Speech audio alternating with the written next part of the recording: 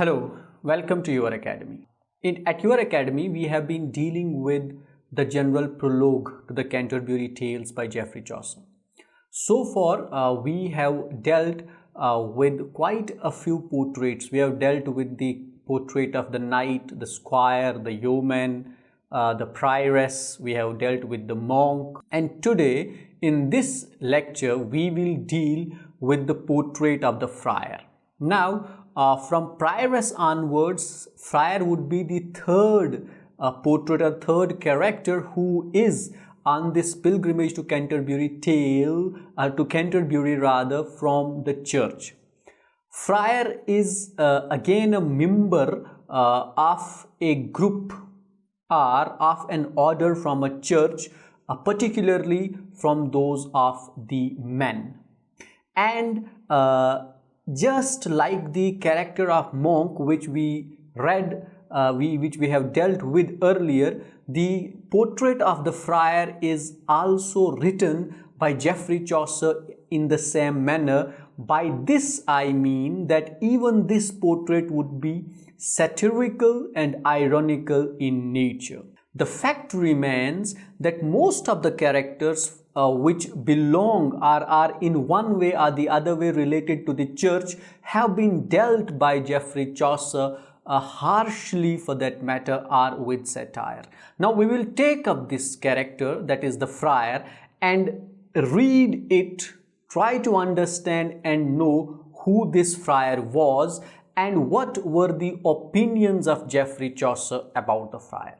Here is the text of the character or portrait of the friar. A friar there was, a wanton and a merry, a limiter, a very festive man. As I have told you earlier, that you need to keep a close watch at the choice of words or adjectives which Geoffrey Chaucer would use for various characters. Now see what he is telling us about this man, about the characters of this man, the friar. He uses 4 words to tell us about some important traits of this character. 1 is he is wanton, 2 he is merry, 3 he is a limiter, and 4 he is a very festive man.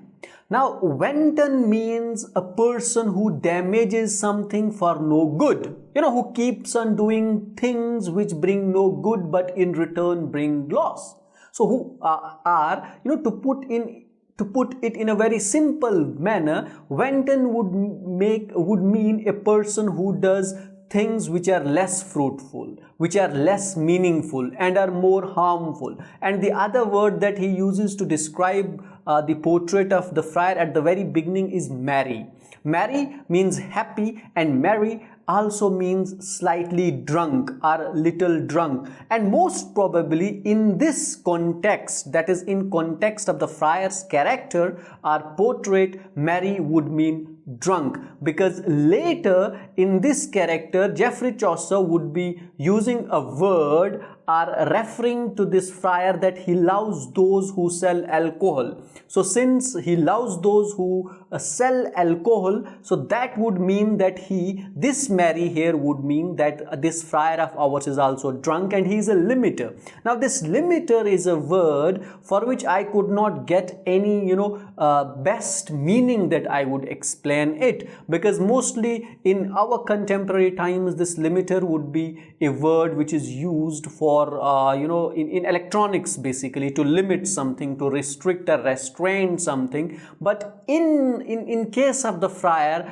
I suppose the meaning must be negative, a person who does those things which are basically not good, are immoral activities. And lastly, he tells us in the second verse that he is a festive man. Now again, a festive man would mean that this friar is much like the monk. Monk was supposed to be not to indulge in the worldly matters.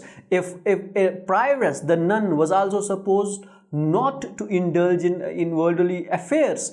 And friar is also the person who should not, deal or, dwell into the worldly affairs, but he does. He is a festive man. He does not like to be like a like a traditional monk who would sit inside a room and worship God or read books. So these were the first two verses, and in the very first two verses we get an idea that this friar is not a person who keeps up the religious values or the values of the monastery or the values of the church.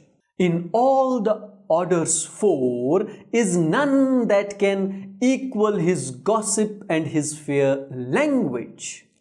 Four orders in the third verse, that the phrase that Chaucer has used refers to the mendicant orders of the monastery or for the monks which are there in church, and there are four dominant orders or four dominant groups or four dominant school of thoughts or ideas or sects, in whatever way you would like to understand these orders, and they are Dominicans, Franciscans, Augustinians, and Carmelites. Now these are the four orders, and we don't know exactly to which order did our friar belong to, but one thing is for sure, that Chaucer tells us that there was no man in all these orders who was as good as is our friar, and no one could equal the gossip and the fair language of this friar.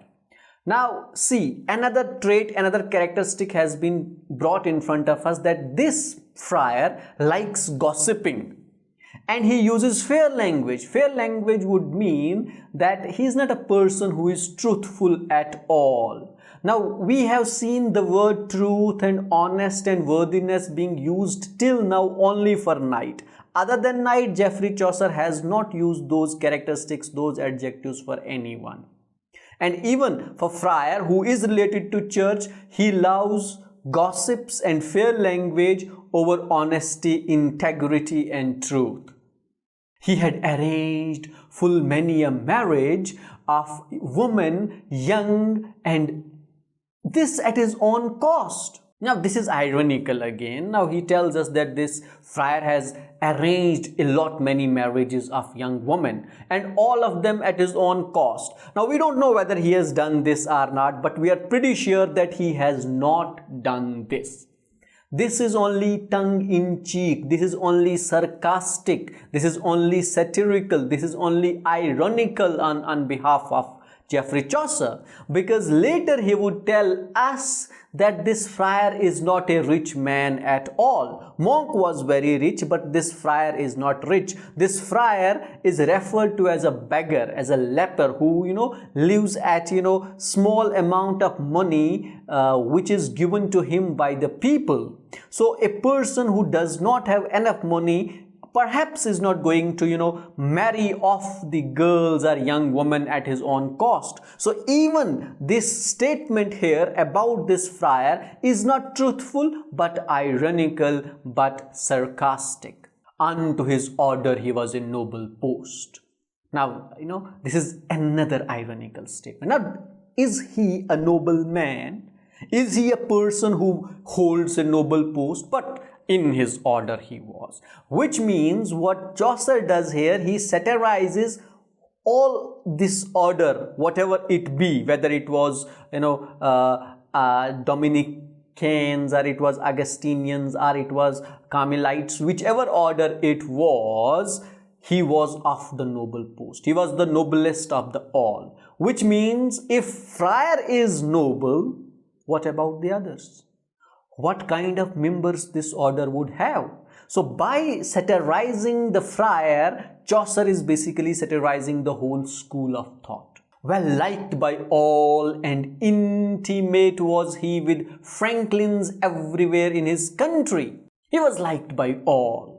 Now he is a guy who was liked by all, and he was very close to the franklins in the country. Now we will have a character or a portrait of Franklin later in the prologue, and he would be a member in this, a member of or a fellow of these pilgrims who are going to the Canterbury. Franklin basically means a person who holds or owns land or a small amount of land in the Chaucer's time, in the 13th or 14th century, in the feudal system, but in essence he was not of the noble birth, because in feudal system not all owned the land, only few would own the land, and franklins were those who would own the land, but still they were not of the noble birth, which means they were not of the high status or higher class in that system. So, but this friar of ours was much liked by these franklins, and he had a close association or relation with the franklins and with the worthy woman of the town, for at confessing he had more power in gone, as he himself said, that it no good curate, for of his order he was licentiate. Now, besides having a very close relationship with the franklins, he also had good relationship with worthy woman. Now, this worthy woman is again ironical. This worthy woman basically would not mean good woman, but this means perhaps the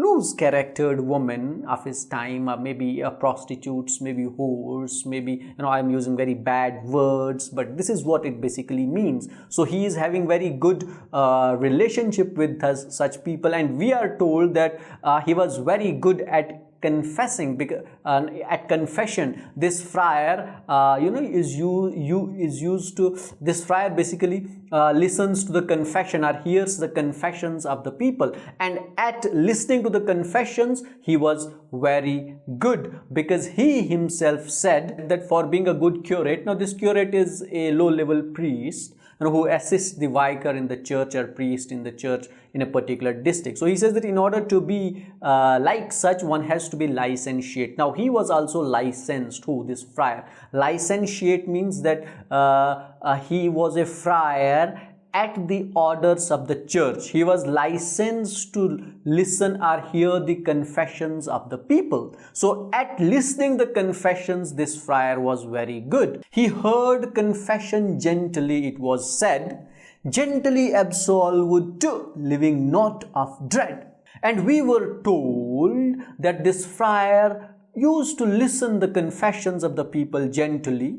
He would not say, for example, scold the confessioner for his sins. Rather, he would absolve his sins quite easily. Anyone who went there to confession, he would say that all your sins have been forgiven, so you can enjoy your rest of life now, living not a dread. He would not leave behind anything, any fear in the confessioner. Say for example, there is a confessioner who has committed great sin, and he is fearful of it, he is afraid, he is worried, but this friar would listen to his confession gently and solve it, would tell him that all your sins have been forgiven, now you can enjoy, you should not have any fears now onwards. He was an easy man to give penance, when knowing he should gain a good pittance. Now again ironical. He was good at giving penance. Now what is penance? Penance is, a person who gives a punishment to himself for, any wrongdoing or for regret of any wrongdoing. Now what this friar would do, he would not punish a person for any wrongdoing of his. Rather, if he found that a person was ready to give any pittance to him, now this pittance means a small amount of money. If he realized, our friar realized that someone was willing to give him a small amount of pittance, small amount of money, he would take this money and would tell him, do whatever you wish to do with yourself, give a kind of punishment to yourself, and your sins would be absolved. Say for example, he would tell him, give me 10 rupees and your sins are vanished, your sins are forgiven, your sins are cleaned. Now this is how our friar would deal with the confessions of the people, and he believed in this formula, that it's better to take few pennies from person rather than to punish them. For to a begging friar money given is sign that any man has been well shriven. For a begging friar. Now look, he is a beggar. This is how, this is now satire. This is even no irony. Geoffrey Chaucer is not in any tongue-in-cheek manner now. He is saying straightforward that this friar was a beggar, and for a begging friar, money is important. Money is sufficient. If you give him money, think that you are shriven. All your sins are forgiven. Now this shrive or shriven means a person whose sins are absolved after the confession. They go to, these Christians would go in front of a confession box. They would say that I committed this mistake, sin, wrong, whatever it be. And there is a person inside, that confession box who listens to this confession and then says, child, all your sins have been forgiven, done. And he is shriven of all his sins, they are absolved. So he says that for a begging leper, it hardly mattered whether the sins were forgiven or not. What mattered was the pittance, was the money that he received in response to the hearing or listening and absolving of the sins. For if one gave, he dared to boast of this. He took the man's repentance not amiss. And if someone gave money to him, he would boast it. He would say loudly that I have not taken the money from the person, but I have taken his repentance. These few pennies that he has given me are, for his repentance. He has been forgiven. His sins have been absolved. His sins have been forgiven. It's not that I have taken bribe from him, that I am a corrupt person. No. He would boast of this. He would say this loudly. I have not taken the bribe, but I have taken the repentance. For many a man there is so hard of heart, he cannot weep, however pains may smart. He would say that there are many people in this world who have got a heart of stone. They cannot weep. Now since they cannot weep, now what I do, I take few pennies from them and weep for them. Say for example, forgive their sins, accept their repentance, absolve their sins. I am doing such a great favor to them. For unto their own self they cannot even weep, because their hearts have been so hardened. So I am not basically taking any bribe, and this money that I am taking from these people, is a right of me.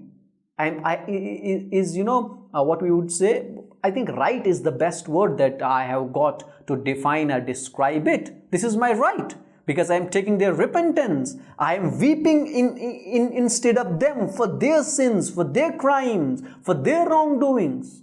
Therefore, instead of weeping and of prayer, men should give silver to poor friars all bare. Now this is ironical again. So Geoffrey Chaucer says it's a right practice.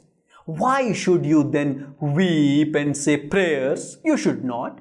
Instead of weeping for your sins, instead of praying for the forgiveness of your sins, it is better for you to give few pennies, few coins to a begging friar, to a bare friar. Bare is a very bad choice of word on the part of Geoffrey Chaucer. In Hindi we would say nanga, ek nange fakir ko de dena. A person who has got no clothes on his body. It's better to give him, and he would weep and pray for you and absolve your cases. It's a good practice. Now, these verses are basically ironical in nature. His tippet was stuck always full of knives and pins to give to young and pleasing wives. Tippet is, a woolen shawl, a ceremonial cloth which is, worn by people when they attend a ceremony, and this friar of ours would keep that always on, and on that tippet there would be a lot of knives, a lot of pins, and he would basically be giving these pins to the pleasing wives. Now who are these pleasing wives? Again, they are those worthy women about whom he had referred earlier, and I used basically some very abusive words which I don't want to repeat time and again, but these pleasing wives would again be those women in the society who are basically free-going women. So he would give them those knives and those pins he carried with himself every time. And certainly he kept a merry note. Merry note would mean that he was always drunk, slightly drunk, every time. Well could he sing and play upon the rote.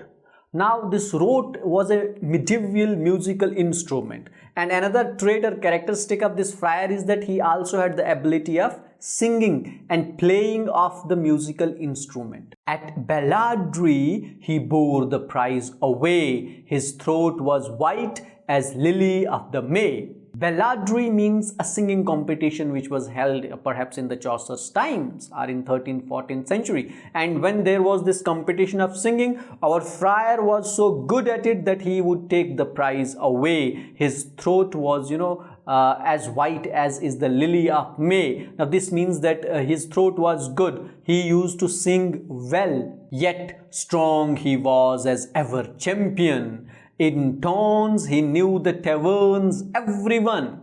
Despite having a good throat, maybe a throat like a female, perhaps a good throat, still he was a very strong man. And besides being a strong man, besides being a champion man, he knew the taverns everyone. He knew all the routes, all the paths, all the ways, all the streets of the town.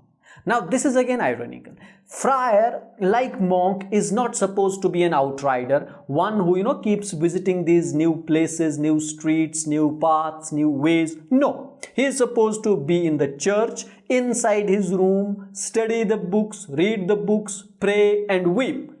Our friar is not like that. He knows all the taverns, everyone. He knows all the paths, routes, streets, roads, ways, and every good host and each barmaid too. Every good host in the city, in the town, which means he visits house to house, door to door, and each barmaid. That means that he also visits the bars. And that is why the merry word that he has used initially, I told that he would be slightly drunk. Now in this context also, that means he loves drinking. Better than begging lepers, these he knew. So far as these good hosts are concerned, barmaid are concerned, taverns are concerned, he knew them better than the begging lepers. Now see, he is comparing the friar with a beggar. Beggar knows all the ways, routes, streets, roads, paths, taverns. Why? Because he is always on the move. He goes from door to door. He travels on different paths, roads, streets, ways. So he knows all of them. And our friar is better than beggar in this. He knows more paths than perhaps beggar would have.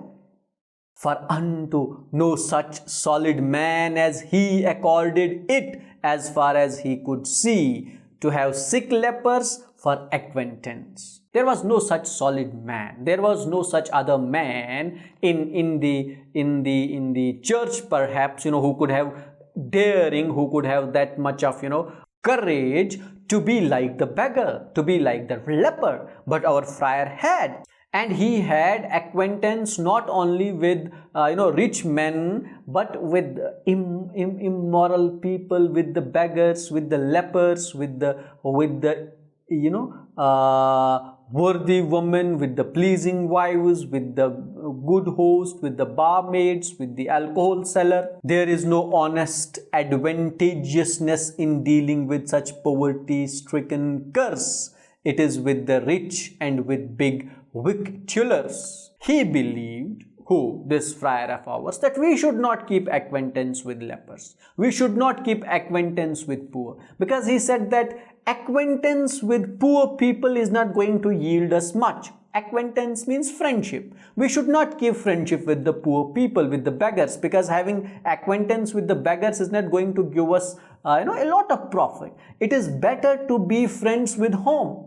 With the victualers. Now who are these victualers? They are the alcohol sellers. Now this is why I said earlier when I was explaining the word merry, that it would mean in this context one who is drunk. Now this word, because this friar of ours had a very close relationship with the alcohol sellers, and he believed that it is worth having a relationship with the alcohol seller than the beggar. So friar loves drinking, loves barmaids, and loves alcohol sellers. And so wherever profit might arise, courteous he was and humble in men's eyes. So wherever he found the opportunity, wherever he saw the opportunity, wherever he thought that he would have a profit, there he was humble. There he was good. His conduct was great. This is again ironical. He would behave in a very humble manner, in a very sweet manner, wherein he thought that he may get some profit, some benefit. There was no other man so virtuous. He was the finest beggar in his house. There was no other virtuous man. There was no righteous man in the whole church, and he was the finest beggar. Now you see the choice of words, virtuous and beggar, contradictory in nature. And the way he has explained him earlier also tells us that this friar is not a virtuous man at all. Now again, this statement is ironical and satirical in nature. A certain distich being framed to him, none of his brethren dared approach its rim. Now these friars, they would be assigned, certain areas or districts within a town. Now that area which belonged to this friar, no other person would dare to touch even its boundaries. Rim would mean edges, the boundaries would not enter the area of this friar. He was so harsh upon those. Now again, we find that this friar has got no good quality. At least up to this point, we have not found any good quality. And for that matter, the portrait of the friar is the longest. It is based on 65 verses. And even this video has been more than 30 minutes now. For though a widow had no shoes to show, so pleasant was his in principio, he always got a farthing ere he went. Now look at how cheap this friar is. A widow who has nothing to give, but even he would not spare the widow. In principio means beginning, where whenever he met a widow, even he would start talking to her in such a manner that even a widow would give him something. Look at how Chaucer is treating the friar. That he would not leave a widow. Who would take penny, who would take money from widows, particularly the widows of 14th century? The cases could be different in 21st century, though they are not very different. But say, for example, they are, if there is a widow who is, employed or doing a kind of a job, that's a different story. But in Chaucer times, a widow would be, absolutely the poorest in the society. But this beggar even does not spare her. He lived by pickings, it is evident. So one thing is true, sure, that he lived by pickings, he lived by begging, he lived by the amount that was given to him by people. Now again, this amount was not huge, but it was pittance, it was small amount. And he could romp as well as any whelp. On loud days could he be of mickle help. Now even by living a life of a beggar, he could enjoy, he could romp, he could enjoy, and like a dog, he would be happy, merry, joyous, like the whelps are, like the dogs are. And on a loud day, he can be of mickle help. Now this loud day perhaps is a reference to the Valentine Day. Mickle means large. Okay, he can be of great help, he can be of good help on the loud days. For there he was not like a cloisterer with threadbare cope as is the poor scholar. Because when it came to, say for example, Valentines or loud days, he was not a cloisterer, he was not a monk, he was not a friar. There he would not behave like a friar, like a monk. Cloisterer means monk or friar, those who have assigned a cloister, a cell, a room in the church and are supposed to be in that church. But our monk and friar had no such intents to say inside the cloister or room or cell. They love outriding, they love going out in the society. and he was not as threadbare as is the scholar. Now here he is referring to a scholar whose portrait we would be dealing in later. There is also a scholar, there is also a clerk from the Oxford, and he is here referring to him, comparing this friar to that scholar. Look at him, he is so threadbare, he is in such a messy state, but our friar is not. But he was like a lord or like a pope. How did our friar look like? Like a lord, like a pope, well built. Of double worsted was his semi-cope, that rounded like a bell, as you may guess. Worsted means, clothes made of wool. So he had a double worsted, which means that he had good costly clothes on, which looked like semi-cope. And those clothes that he was put, they were round shaped, they were maybe gown type, and they were slightly loose also, so which would make him appear rounded. He lisped a little out of wantonness. Lisped means, it's a defect in speech, wherein a person, pronounces the sounds of Z and S persistently. Now, out of his mischief, or out of his too much talking, he would lisp at times, to make his English soft upon his tongue. And this S and this Z, or this lisping, was done by him, to sound more English, or to be more fluent in English language. And in his harping after he had sung, and even when he was singing or talking too much, harping would mean, being too much talkative, talk persistently. When he did so, he would lisp. His two eyes twinkled in his head as bright as do the stars within the frosty night. He had bright eyes. This means that he had bright eyes, and those bright eyes would twinkle like the stars in the sky. This worthy limiter was named Hubert. This worthy limiter. Now this limiter is again in negative connotation. This friar of ours, his name was Hubert. Now at the end of his portrait, he also tells us about his name. That was the portrait of friar.